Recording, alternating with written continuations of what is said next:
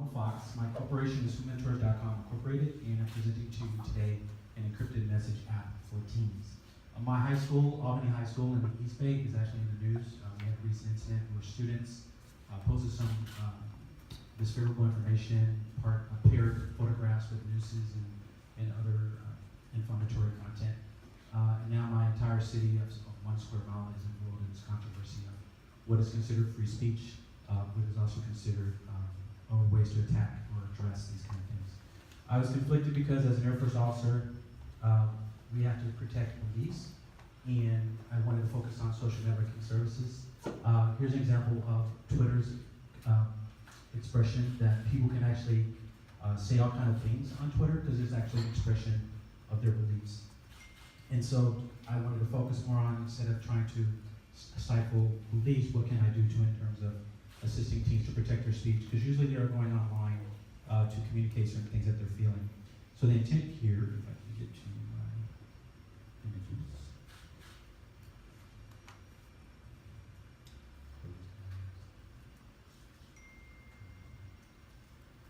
So the 1 minute. Thank you very much. So as you open up the app, unfortunately I can't show it opening, you come up to the app, and then the team would be able to type in text, and then using a different, in this case it's Caesar cipher, the person can actually encode the particular message, and it won't make sense to anyone except the person that they're talking to.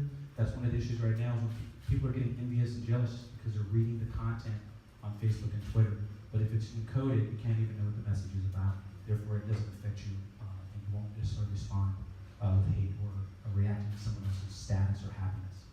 And then the last one would be to be able to share it over Twitter or any other social platform. But again, the message would be encrypted, and only the person that you're communicating with would have the key to actually decode it. So the intent here is, right, if you recall when we were kids, AOL used to be a closed chat room. You could only get into there if you were a member and so on. Twitter's an open sharing. As soon as you create an account, it's automatically defaulted to public. People can read your tweets, and it's in English. So the goal here is to help teach encode the message. Awesome, that's time. Great job. Round of applause.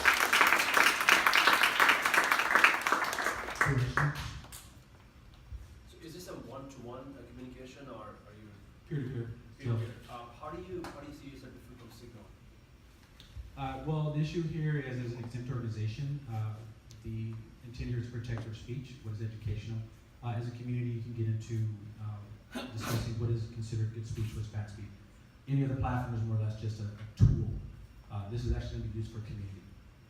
My corporation is an exempt organization, so I work with teams and so on. So we use more as a community, a communication tool, and I can get into teaching them as opposed to just monitoring their communications. Signal just monitors; it doesn't get into working with kids. Yes. And so the way that the encryption works, is it possible if I'm sending a message to have multiple people have my key so that they can decrypt it and I can actually send that like a 1 to n Correct. messages? It's just that I'm controlling who is Sure. getting For this particular presentation, it was just one-to-one, Okay. but that would be easy to actually select and deselect who you want to have the messaging meeting. Okay. Yeah, the intent here was to, teens are expressing themselves, just like in high school when they're passing notes and so on.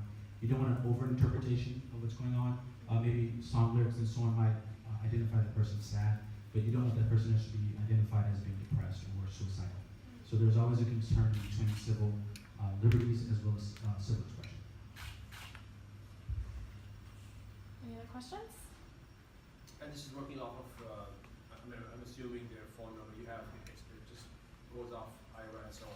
Well, this is on Android. No, the intent were in terms of privacy. Right now, there should be registration on username and so on, in peer-to-peer. But if we're going to go over, obviously, in the public depositing on Google Play and so on, I'll get into a more robust user identification and anchoring it on who's actually in the community using that. But for this version, it's just peer-to-peer. How many people are using it? I just built it. But in terms of like, so you have, I heard that you said that you have a corporation or you have... Oh, my corporation trains teams to run corporations and business. So one of the concerns is what tools are they using, Snapchat and so on. It's not a tool used by my organization. So this would be a tool used by my organization. Got it. So they're under my policies of confidentiality as a corporation. Thank you. Yes. And this is an extension question, so I assume you haven't built it yet. So have you thought about the fact No, it's built. I just couldn't show the video. So these are screenshots from the actual app. Oh, cool.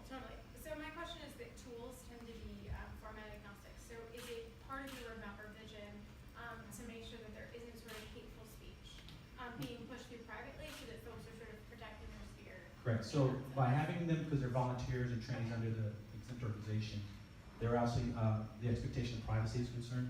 So they would actually be consenting that there's a degree of what they can communicate with each other, but they should not expect that the communication will be monitored for imminent threat or violence of that sort. But to the degree of expressing their beliefs and values, I unfortunately, as an Air Force officer, I have to protect both sides of the coin.